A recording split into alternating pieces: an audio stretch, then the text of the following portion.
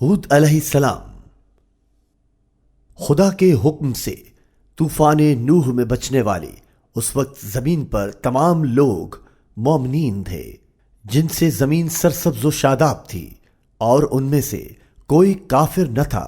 وقت گزرتا گیا اور کئی برس بعد لوگ ایک بار پھر ایک خدا کی عبادت سے منکر ہوتے گئے اور نوح علیہ السلام کی تعلیمات کو بھلا دیا اور بتوں کی پرستش کی جانب لوٹ گئے۔ ان میں سے جو کہتے تھے ہم اپنے آباء و اجداد کو فراموش نہیں کرنا چاہتے کہ خدا نے انہیں سیلاب سے بچایا، سو ان کے مجسموں کو محفوظ شدہ بنا کر اپنی یاد میں رکھنا چاہتے ہیں۔ وہ یادداشت عبادات میں بدل گئی اور شیطان کی چال سے مجسمے ایک بار پھر خدا کی ذات سے بدلنے لگے اور زمین کو ایک بار پھر اندھیرے نے ڈھانپ لیا۔ خدا نے ہود علیہ السلام کو قبیلہ عاد کے پاس بھیجا۔ اس قبیلے کے لوگ جسمانی طور طاقتور اور قداور تھے۔ وہ بڑے بڑے محلات اور اونچی عمارتیں بنانے کا فن رکھتے تھے اور اس پر فخر کرتے، مگر دراز قدامت کے باوجود ان کا ذہن تاریک تھا۔ جس نے ایک خدا کی عبادت کا انکار کیا اور بتوں کے آگے خدا کو فراموش کر دیا، اور ایک بار پھر روئے زمین پر اپنے ہاتھوں سے بنے مجسموں کی پوجا ہونے لگی۔ وہ ان کی عبادت کرتے اور ان کے لیے ایک دوسرے سے لڑ پڑتے۔ ہود علیہ السلام کا مزاج نرم اور صابر تھا کہ ایک خدا کی طرف لوٹ آؤ اور وہ گناہ نہ کرو کہ جن کی وجہ سے پچھلی قومیں تباہ و برباد ہوئیں۔ وَإِلَىٰ عَادٍ أَخَاهُمْ هُودًا قَالَ يَا قَوْمِ اعْبُدُوا اللَّهَ مَا لَكُم مِّنْ إِلَٰهٍ غَيْرُهُ إِنْ أَنتُمْ إِلَّا مُفْتَرُونَ يَا قَوْمِ لَا أَسْأَلُكُمْ عَلَيْهِ أَجْرًا إِنْ أَجْرِيَ إِلَّا عَلَى الَّذِي فَطَرَنِي أَفَلَا تَعْقِلُونَ۔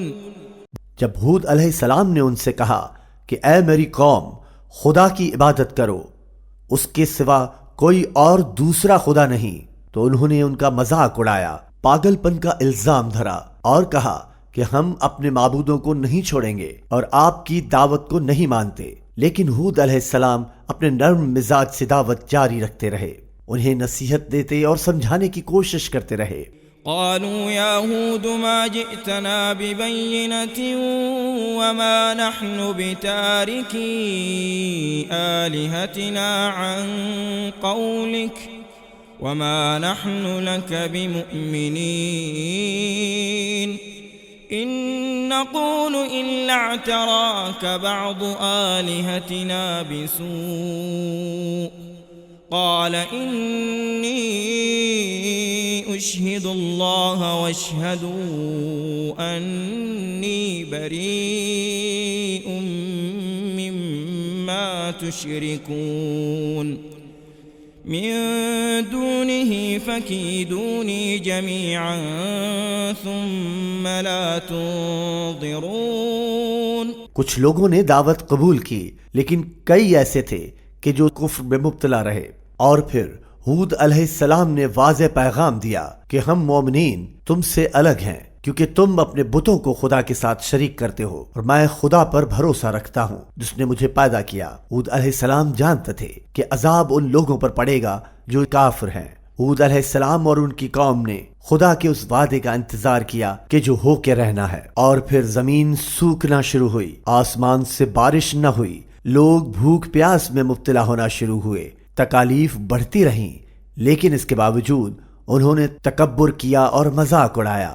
خشک سالی بڑھتی گئی اور سبز درخت زرد ہوتے گئے، پودے مرجھا گئے، اور پھر اچانک آسمان پر گہرے بادل چھا گئے۔ قوم ہود گھروں سے خوشی سے نکلی کہ اب آسمان سے بارش ہوگی، لیکن اچانک ماحول شدید گرم سے شدید سرد ہوا، تیز ہوائیں چلنے لگی، اتنی تیز کہ درخت، پودے، مرد و خواتین اور خیمے اڑتے گئے۔